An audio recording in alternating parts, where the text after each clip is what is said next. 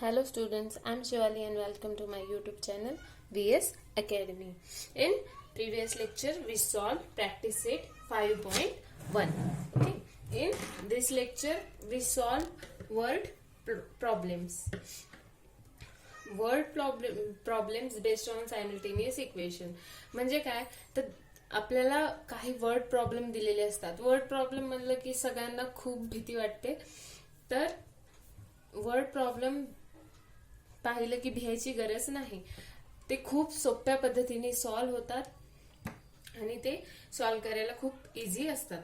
कसं सॉल्व्ह करायचं तर ते पहिल्यांदा व्यवस्थित केअरफुली वाचून घ्यायचं आणि मग नंतर त्याचं मॅथमॅटिकल इक्वेशन मध्ये फॉर्म करायचं. म्हणजेच काय, सुरुवातीला 2 व्हेरिएबल्स यातल्या जे कंटेंट आपल्याला फाइंड करायचे त्याला प्रॉपर व्यवस्थित त्याला एक्स आणि वाय हे व्हेरिएबल्स निवडायचे आणि ते निवडल्यावर इथं कंडिशन्स दिलेले असतात.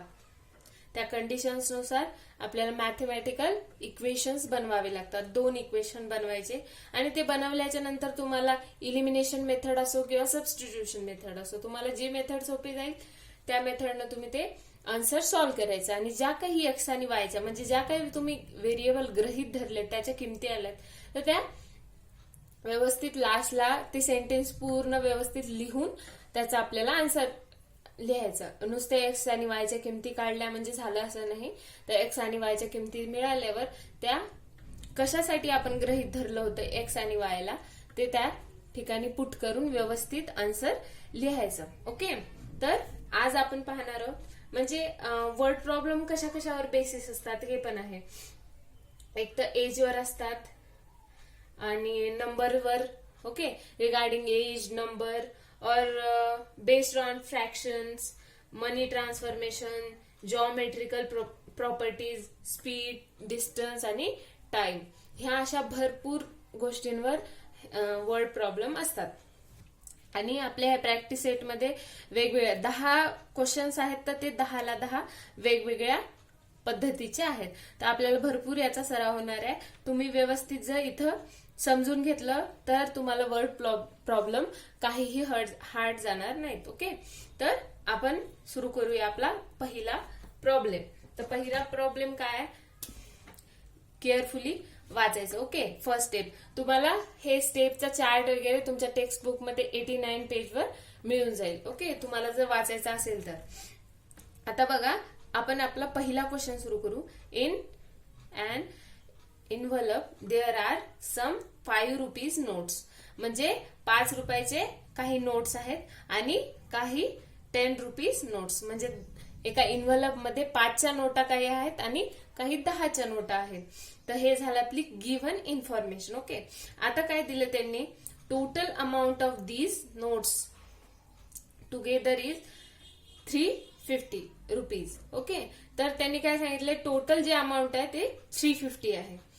आणि सेकंड काय सांगितलंय, number of 5 rupees notes are less than 10. आणि इथं थोडीशी छोटी मिस्टेक आहे, प्रिंट मिस्टेक म्हणता येईल आपल्या बुकमध्ये. इथं ट्वाइस येईल. ओके. तुम्ही ही करेक्ट करून घ्या तिथे. ओके. तर इथं ट्वाइस आहे, than twice the number of 10 RuPay notes. कळते. आता आपल्याला फाइंड काय करायचं, हे वाचल्यानंतर आपण व्हेरिएबल्स गृहीत धरतो. म्हणजेच काय, then find the number of 5 rupees notes आणि 10 नंबर. म्हणजे ह्या इन्व्हलप मध्ये 5ची किती नोट आहेत आणि 10 रुपयाची किती नोट आहेत हे आपल्याला फाइंड करायचं. तर काय करायचं, पहिल्यांदा let the number of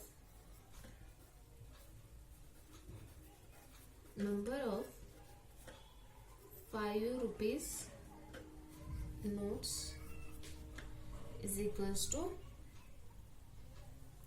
notes B X आणि the number of 10 rupees notes B Y. Okay. आपण काय कन्सिडर केलंय, 5 रुपयाचे नोट किती आहेत आपल्या इन्व्हलप मध्ये X आहेत आणि 10 रुपयाचे नोट किती आहेत Y आहेत. तर हे झालं आपलं कन्सिडरेशन. ही झाली आपली पहिली स्टेप. ओके.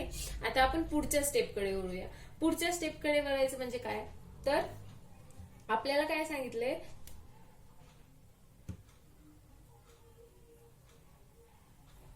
की सपोज एका नोटची किंमत किती आहे, तर हे बघूया आपण. The value of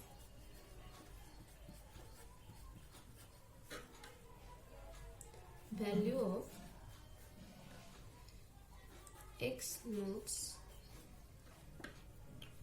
of 5 rupee is equals to 5x rupees. म्हणजेच काय दिले त्यांनी की 5 रुपयाच्या सपोज 5 रुपयाच्या एका नोटला आपण एक्स कन्सिडर केले, तर 5 एक्स ची व्हॅल्यू जी काही असेल ओके त्याला मल्टिप्लाय होईल. तसंच काय होईल y notes of 10 rupees is equals to 10x rupees. कळतंय? तर आता बघा आपल्याला पहिल्या कंडिशन काय दिली की केस फर्स्ट.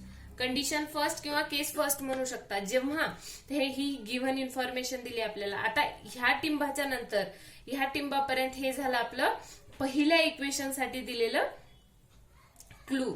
म्हणजेच काय, total amount of these notes together is 350 rupees. तर काय सांगितलंय आपल्याला की पाचच्या किती नोटा, सॉरी पाचच्या म्हणजे काय 5x plus 10y is equals to 350. This is our first equation. म्हणजे काय, तर पाचच्या किती नोटा असतील x, म्हणजे जितक्या काही नोटा असतील त्यांच्यासोबत मल्टिप्लिकेशन केलं की जे काय अमाऊंट येईल ते, प्लस 10च्या किती नोटा आहेत हे, ह्या सगळ्यांचं जे अमाऊंट टोटल असेल ते 350 रुपीज आहे. ओके, तर इथंच आपण काउंट केले. एक्सची ची किंमत 1 असेल तर 5 रुपीज, एक्सची 2 असेल तर 10 रुपीज येईल, कारण 5 क्रॉस 2 म्हणजे काय 10 येईल असं. तर एक्सची जी काही किंमत असेल ती अजून माहिती नाही, पण त्यांनी काय सांगितलंय सगळ्या नोटा मिळून 350 आहेत की नाही. म्हणजेच काय पाचच्या किती नोटा आहेत ते आपल्याला माहिती नाही. म्हणजेच 5 गुणिले x plus 10 cross 5 okay is equals to 350 rupees. हे झाली आपली पहिली केस. आता सेकंड केस बघूया त्यांनी काय दिले. इथलं जे करेक्शन मी सांगितलं होतं. आता नंबर ऑफ 5 रुपीज नोट्स म्हणजे 5 रुपयाच्या नोटा किती आहेत, less than twice the number of 10 rupees notes. म्हणजे 10 पेक्षा कमी, म्हणजे ह्याच नंबरचे जे ट्वाइस. ओके, 5 रुपयाच्या ज्या नोटा आहेत त्या किती आहेत हे बघू आपण. म्हणजे 2y minus x is equals to 10. म्हणजे ट्वाइस ऑफ ह्याची किंमत काय दिली की 2y म्हणजे twice of 10 rupees notes minus x, म्हणजे ह्या दोघातला डिफरन्स किती आहे, लेस दॅन 10. त्याच्यामुळे आपण 10 घेतले. ओके, ही झाली आपली सेकंड इक्वेशन. ओके, हे कळते. तर आपल्याला ही इक्वेशन जनरल फॉर्म मध्ये म्हणजे एक्सच्या खाली एक्स आलं पाहिजे, त्यामुळं हे आपण असं लिहून घेऊ. हे झालं आपलं सेकंड इक्वेशन. ओके, आपल्याला 2 इक्वेशन मिळालेले आहेत. आता 2 इक्वेशन मिळाले तर आता काय करणार आपण की आपल्याला इलिमिनेशन किंवा सबस्टिट्यूशन ह्या दोन्हीपैकी कुठलीही एका मेथडनी सॉल्व्ह करता येतं. आता काय करू आपण, इथं 5x आहे, इथं मायनस एक्स आहे, तर याला जर आपण 5 ने मल्टिप्लाय केलं तर आपल्याला इक्वेशन जे भेटेल ते -5x असेल. म्हणजे ऍडिशन केली की ते कट होऊन जाईल. ओके, तर आपण करूया multiply equation second by 2 on both side. Okay, आता मल्टिप्लाय केल्यावर आपल्याला काय मिळेल, 5. सॉरी, इथं 5 ने मल्टिप्लाय करायचे, 2 ने नाही. इथं 5 आहे ना, इथं 5 ने मल्टिप्लाय करायचं. 5 2 जा 10y इज इक्वल्स टू 5 10 जा 50.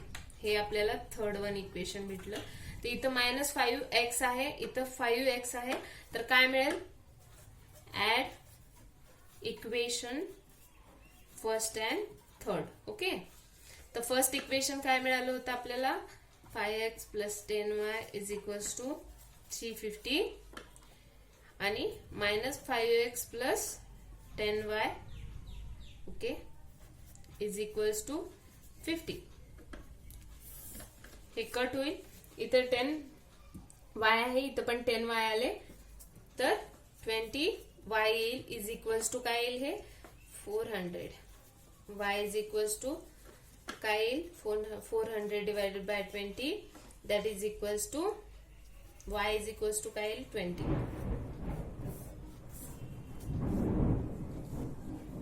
तर आपल्याला y ची व्हॅल्यू काय मिळालेली आहे, 20. ओके, तर हे झालं आपलं गिव्हन क्वेश्चनचा आन्सर. ओके, तर आता काय y ची व्हॅल्यू मिळाली, आता आपल्याला काय काढायची, x ची value. Put y is equals to 20 in कुठल्या एका इक्वेशन मध्ये पुट करा. सपोज ह्या इक्वेशन मध्ये पुट करते, ह्या इक्वेशन म्हणजे इन इक्वेशन सेकंड. तर सेकंड मध्ये y ची व्हॅल्यू पुट करायची म्हणजे 2 क्रॉस 20 इज इक्वल्स टू 10 म्हणजे minus x is equals to 10. हे काय 40 इकडे जाऊन मायनस होणार म्हणजे x ची व्हॅल्यू काय येणार, मायनस 30. मायनस x ची व्हॅल्यू म्हणजेच x ची व्हॅल्यू 30. तर आपल्याला x आणि y च्या व्हॅल्यू मिळाल्या. पण x आणि y आपण काय गृहीत धरले, तर काय आन्सर मिळाला आपल्याला, देअर आर 30 notes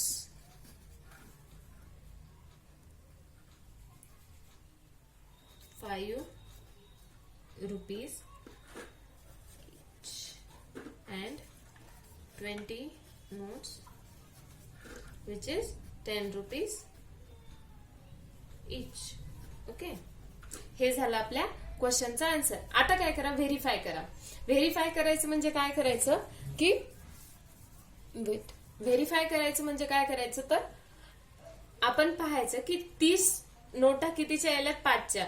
30 नोटा 5च्या जर गेल्या आणि 30ला 5ने मल्टिप्लाय केलं, सपोज हे इथं केलं तसं, सपोज 30 क्रॉस 5 केलं म्हणजेच किती राहिले, 150. ओके, आणि 20 नोटा कितीच्या आहेत, 10च्या म्हणजे किती राहिलेत, हे 200. तर याचं टोटल 350. म्हणजे पहिलं जे आपण इक्वेशन घेतलं होतं हे आपलं सॅटिस्फाय आले. आता सेकंड इक्वेशन पण बघूया की कसं होतंय, की काय मायनस एक्स म्हणजे एक्स ची व्हॅल्यू काय होती, एक्स म्हणजे काय गृहीत धरलं होतं, 5च्या नोटा म्हणजेच minus 30 plus 2 cross 20 is equals to 10. म्हणजे काय, तर इथे 40 येईल. Minus 30 plus 40 is equals to 10.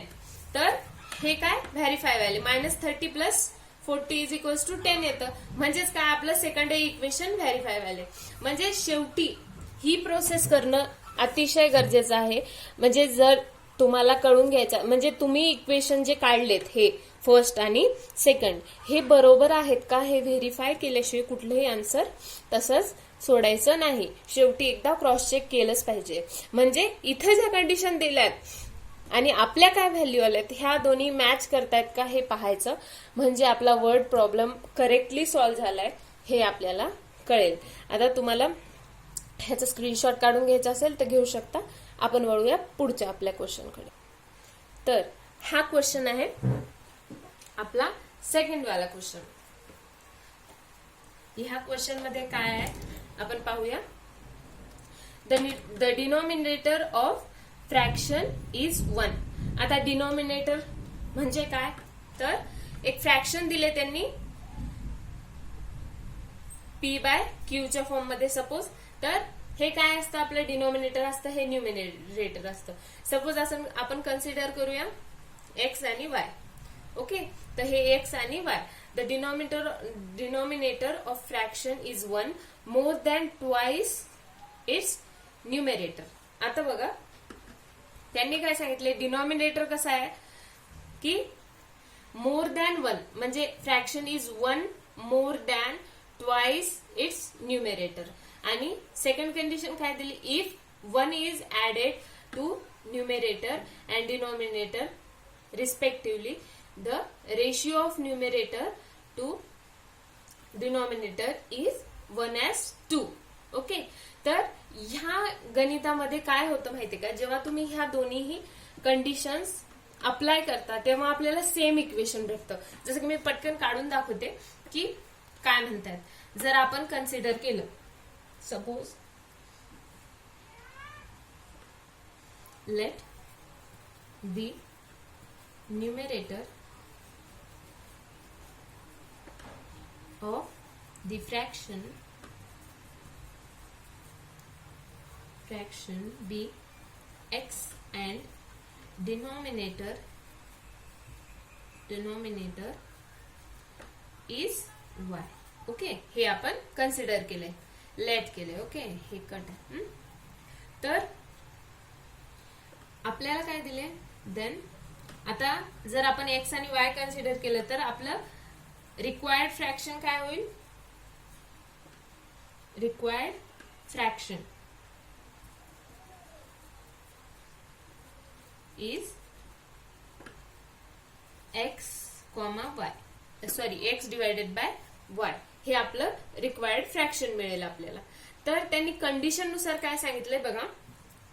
आता ह्या कंडिशन वापरून काय येतं ते बघू आपण.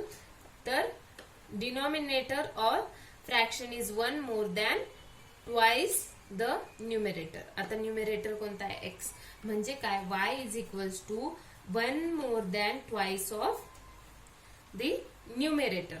तर त्यांनी पहिली कंडिशन काय सांगितली की y is equals to 2x, म्हणजे काय सांगितलंय की ट्वाइस ऑफ न्यूमरेटर. तर ही झाली आपली पहिली condition, 1 more than twice its numerator. Okay, 1 plus 2x हे झालं आपली डिनॉमिनेटरची व्हॅल्यू. आता सेकंड कंडिशन काय दिली पहा, if 1 is added to numerator and denominator respectively. म्हणजे दोन्हीमध्ये जर आपण 1 ऍड केलं तर त्याचा रेशिओ काय भेटतंय, 1:2 असा त्याचा रेशिओ मिळतोय. म्हणजेच काय मिळतोय बघा, सपोज x plus 1 आणि y plus 1 असं जर घेतलं तर ह्याचा रेशिओ त्यांनी काय सांगितलंय असा मिळतोय बघा. तर आपलं इक्वेशन काय बनेल बरं, की 2 क्रॉस हे झालं आपलं आणि हे इकडं मल्टिप्लिकेशन मध्ये गेलं, y plus 1. म्हणजेच काय मिळेल, 2x plus 2 is equals to y plus 1. आता 2x minus y, हे मायनस y इकडे येईल आणि सपोज 2 इकडे गेलं तर हे -1 इकडे राहील. आणि हे इक्वेशन जर तुम्ही सिम्प्लिफाय केलं, सपोज ह्याला असं लिहिलं 2x minus y is equals to, हे जर आपण इकडे घेतलं आणि हे इकडे घेतलं, हा हे इक्वेशन ह्याचं सिम्प्लिफाय केलं, सपोज आपण याला इथेच ठेवलं, ओके, आणि -y आणि ह्याला इकडे घेतलं तर -1, हे आपल्याला इक्वेशन मिळाले. हे आणि हे इक्वेशन म्हणजे हे जे फर्स्ट इक्वेशन आहे आणि हे जे सेकंड इक्वेशन आहे हे आपल्याला सेम मिळालेत. ओके, तर जर दोन इक्वेशन सेम मिळत असतील तर त्याचे जे सोल्युशन्स असतात तर ते असतात इनफायनाइट. ओके, आपल्याला दरवेळेस हे जे x, y मिळत होतं त्याची व्हॅल्यू एक कुठली तरी एक मिळायची, नेहमी जास्त मिळायचे का, एकपेक्षा जास्त x आणि y च्या व्हॅल्यू मिळायचे का, नाही. तर जेव्हा हे दोन इक्वेशन सेम असतात तेव्हा आपल्याला फाइंड करता येते व्हॅल्यू, बट आपल्याला ते इनफायनाइट मेनी सोल्युशन्स मिळतात. ओके, तर इनफायनाइटली मेनी सोल्युशन्स मिळतात. तर असे भरपूर फ्रॅक्शन आहेत जे ह्या लाईनला सॅटिस्फाय करतात. आणि इनफायनाइटली मेनी सोल्युशन्स का भेटतात हे तुम्हाला हे सगळं 10वीला आहे. तर ह्या क्वेश्चन मध्ये थोडासा जर तुम्ही बदल केला, इथं मोरच्या जागी लेस घेतलं आणि इथं 3h5 घेतलं सपोज, ओके, तर काय होतं बघा, असं केल्यावर काय होईल की इथं जर लेस केलं आणि इथं जर 3:5, ही पण छोटीशी मिस्टेक आहे त्याच्यामुळे हे तुम्ही करेक्शन करू शकता. हे आहे तुमचा 10th चा प्रॉब्लेम. ह्या कंडिशन्स तुम्हाला नसल्यामुळे तुम्ही हा क्वेश्चन असा तुम्हाला येणार नाही एक्झाम मध्ये. तर आणि हा क्वेश्चन इतका महत्वाचा आहे, हे अशा पद्धतीचे क्वेश्चन एक्झाम मध्ये पडतात म्हणजे पडतात. त्याच्यामुळे तुम्ही ह्याला व्यवस्थित लक्ष द्या की fraction is 1 less than twice its numerator. आणि रेशिओ काय दिलाय 3:5. हे आहे तुमचं करेक्शन. आता कुठपर्यंत? इथपर्यंत. ओके. आता ह्याच्या पुढे आपण सॉल्व्ह करू. आता काय करा, पहिल्याने परत कंडिशनचा विचार करा. डिनॉमिनेटर काय आहे? y इज इक्वल्स टू काय दिले? 1 लेस दॅन ट्वाइस इट्स न्यूमेरेटर. म्हणजे काय? Twice its numerator. न्यूमेरेटर आपला x आहे, ट्वाइस. ओके. त्याचा ट्वाइस केला आणि लेस केलं त्याच्यातून 1. ओके. 1 लेस दॅन. ही झाली तुमची पहिली कंडिशन. ओके. आता सेकंड कंडिशन काय की दोघांना ऍड करायचं. दोघांमध्ये x प्लस वाय 1 ऍड करायचं. इज इक्वल्स टू त्याचा रेशिओ काय मिळेल? 3:5. म्हणजेच काय त्याचं इक्वेशन तुम्हाला काय मिळेल बघा बरं. 5x प्लस 1 आणि 3y प्लस 1. हे तुमचं इक्वेशन 5x प्लस 5 दिसतंय. 5x plus 5 is equals to 3y plus 3. Okay. तर इथं काय येईल? 5x प्लस वेट मायनस इकडचं 3y इकडे येऊन जाईल. 3y इज इक्वल्स टू हा 3 मायनस 5. ओके. 3 मायनस 5 काय येईल? आपल्याला -2 मिळेल. ओके. तर 5x minus 3y is equals to -2. This is our second equation. आता बघा बरं, आपले इक्वेशन वेगवेगळे आले, कळते. आता सबस्टिट्यूशन मेथडनी करायचं झालं तर कसं करणार? आता इथं आपल्याला सबस्टिट्यूशन मेथड पेक्षाही सोपं काय की इथं आपल्याला वायचं कोएफिशियंट काही नाही, तर 3 मल्टिप्लाय जर केलं तर होईल. पण आपण जर सबस्टिट्यूशन मेथडनी करायचं असेल तरी पण चालेल. Okay. Substitute value of y is equals to 2x minus 1 in second equation. Okay. तर 5x minus 3 2x minus 1 is equals to -2. Okay. 5x minus 3 into 2 x हे मायनसला minus minus plus 3. Okay. Is equals to -2. आता हेच काय झालं? -x plus 3 is equals to -2. That is means -x is equals to -2 -3. म्हणजेच काय? x is equals to -x is equals to -5 addition होईल आणि साइन मायनस लागेल. म्हणजेच काय? x ची व्हॅल्यू काय मिळाली तुम्हाला? 5. ही 5 व्हॅल्यू मिळाली. आता y ची व्हॅल्यू करा. Put x is equals to 5 in 1. आता y is equals to 2 cross 5 minus 1.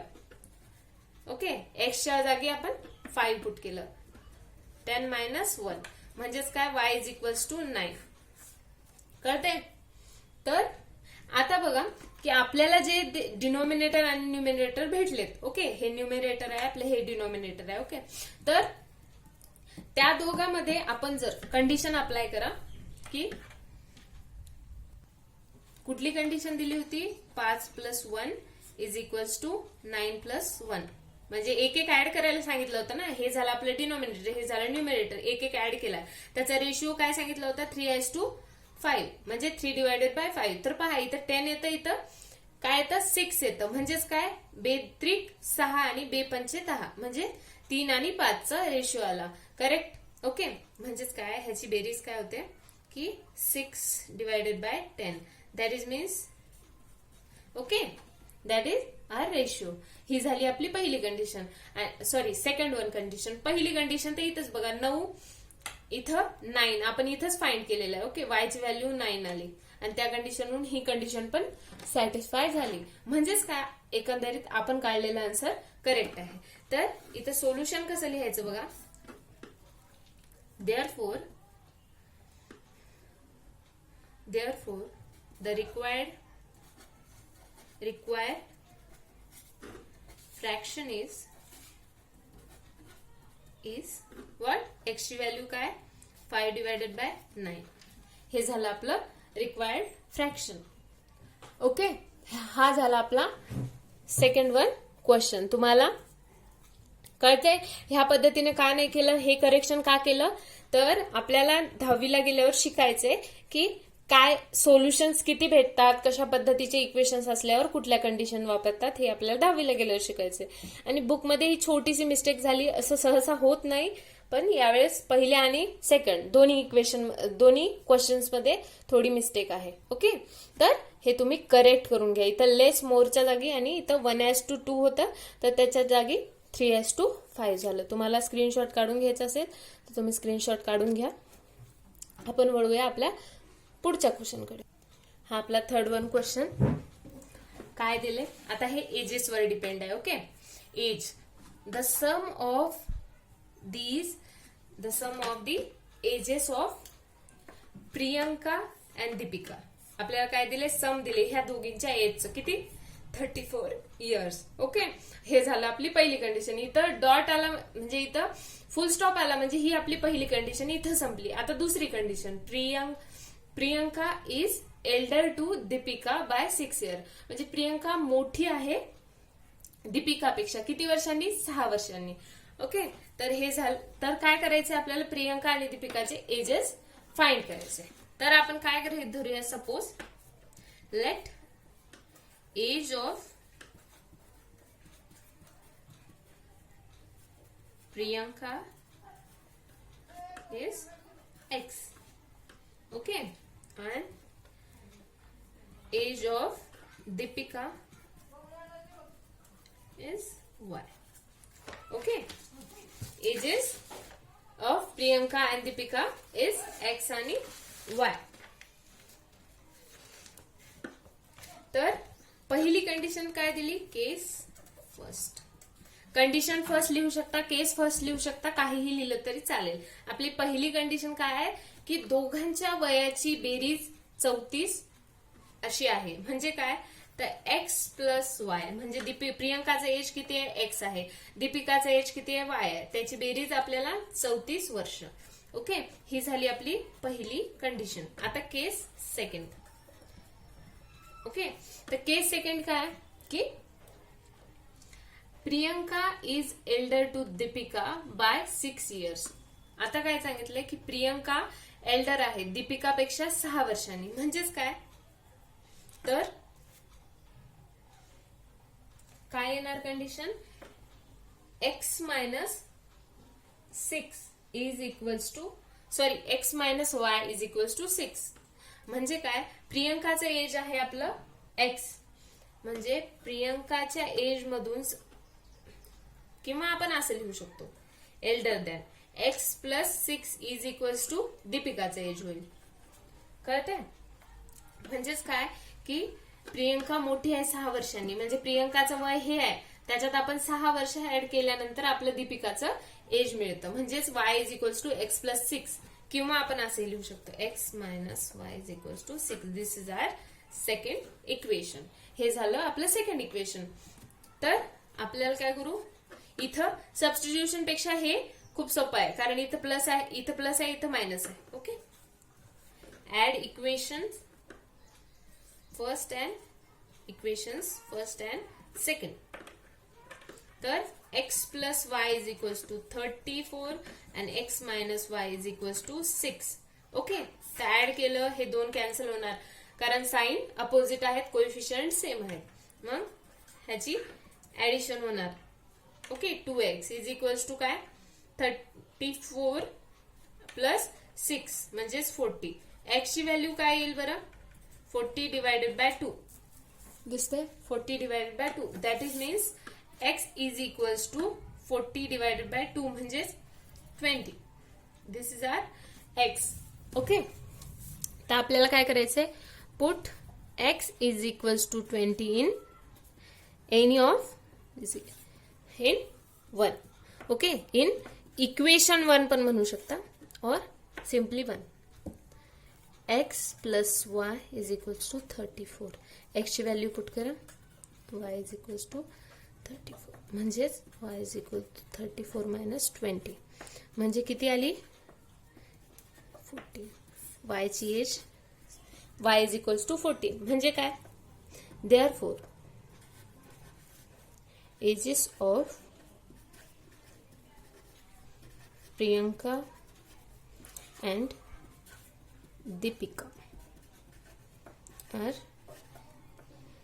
20 and why Deepika ची 14 respectively. Wait.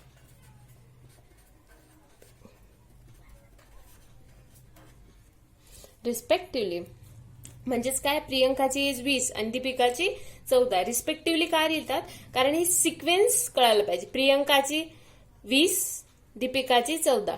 ओके, ह्या सिक्वेन्ससाठी रिस्पेक्टिव्हली वापरलं जातं. ओके, तर ह्याचं स्क्रीनशॉट काढून घ्यायचा असेल तर घेऊ शकता. परत एकदा क्रॉस चेक करायचा असेल तर करू शकता. 20 आणि 14 34 हे झालं दोघींच्या वयाचं ऍडिशन. आता बघा, हे जे प्रियंकाचं वय आहे ते 6 जास्त आहे, म्हणजे +6 आहे कोणाच्या, दीपिकाच्या वयापेक्षा. म्हणजे दीपिकाच्या वयात 6 ऍड केले तर काय भेटेल आपल्याला, प्रियंकाचं वय. हे झाले आपल्या दोन्ही कंडिशन सॅटिस्फाय. ह्याचं स्क्रीनशॉट काढायचं असेल तर काढून घेऊ शकता. ओके, आता आपण वळूया आपल्या, आणि ह्या लेक्चरमध्ये आपण इथंच थांबूया. ह्याच्या पुढचं 4th 1 क्वेश्चन आपण पुढच्या लेक्चरमध्ये पाहूया. जर तुम्हाला हा व्हिडिओ आवडला असेल तर लाईक करा, सबस्क्राईब करा आणि शेअर करा. भरपूर अभ्यास करा. थँक्यू.